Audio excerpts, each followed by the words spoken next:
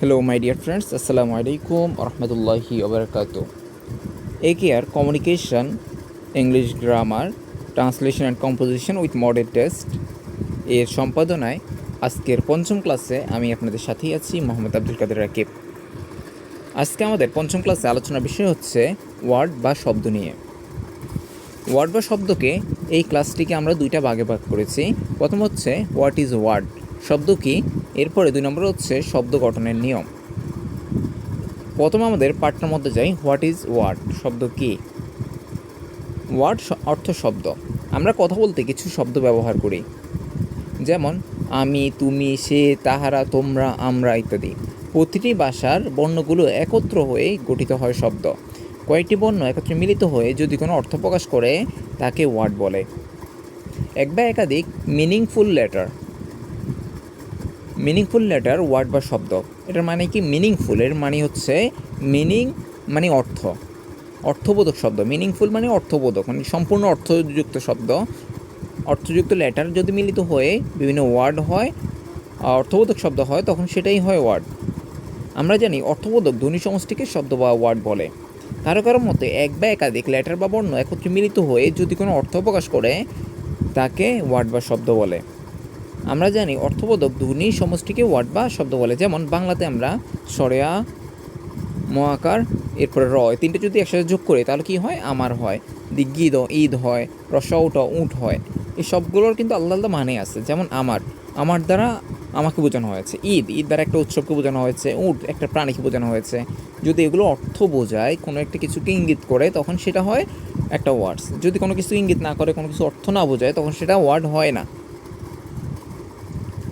এরপরে আমরা কিছু এক্সাম্পল দেখে নিই। ম্যান, ম্যান মানে মানুষ, এর অর্থ আছে, এর জন্য এটা ওয়ার্ড। এরপরে গুড, ভালো, এর অর্থ আছে, এর জন্য এটি ওয়ার্ড। এরপরে পেন, কলম, এটারও ওয়ার্ডের অর্থ আছে, এর জন্য এটাও ওয়ার্ড। এমন শব্দেরও অর্থ আছে। বুক অর্থ বই, এটার অর্থ আছে। ফিশ, মাছ। রেড, লাল। হ্যান্ড, হাত। তারপর হচ্ছে প্লেট, থালা। কাউ, গরু। কাপ, পেয়ালা। তারপর হচ্ছে ক্যাপ, টুপি। এরপর অ্যাপেল, আপেল। বল। তারপর হচ্ছে ডগ, কুকুর। এরপর হচ্ছে এগ, ডিম। ফিশ, মাছ। গট, ছাগল। গার্ল, বালিকা। ভয়, ভালক। হ্যান, মুরগি। ইঙ্ক, কালি। জার, পাত্র। তারপর হচ্ছে কাইট, ঘুড়ি। লাইট, বাতি। মুন, চাঁদ। নেট, জাল। তারপর হচ্ছে ইনসেক্টস, মাছি। এই সবগুলোরই আলাদা আলাদা অর্থ আছে, এর জন্য এগুলো হচ্ছে সবগুলো ওয়ার্ড।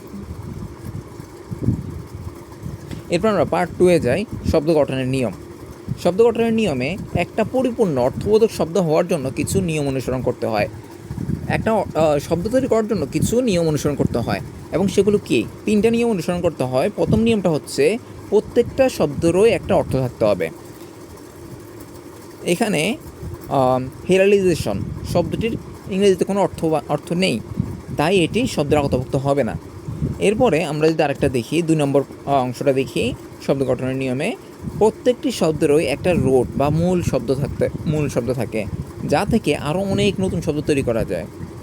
যদি কোনো কারণে এই রুট শব্দটি ভেঙে ফেলা হয়, তবে সেটি কোনোভাবেই একটি অর্থবোধক শব্দ থাকে না। যেমন এখানে দেখানো হয়েছে যে হ্যাপি, HAPPY, হ্যাপি একটি ইংরেজি শব্দ। এর আগে UN যুক্ত হয়ে যদি আনহ্যাপি হয়, শব্দটি তৈরি করা হয়েছে।